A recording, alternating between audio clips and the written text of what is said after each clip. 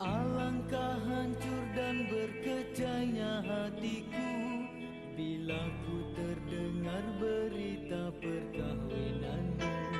Gementar hatiku, diam tak terkata, menahan sebabnya di dada. Tahukah engkau sesungguhnya hati ini masih lagi menyayangi dan melindungimu, dan belum pun sempat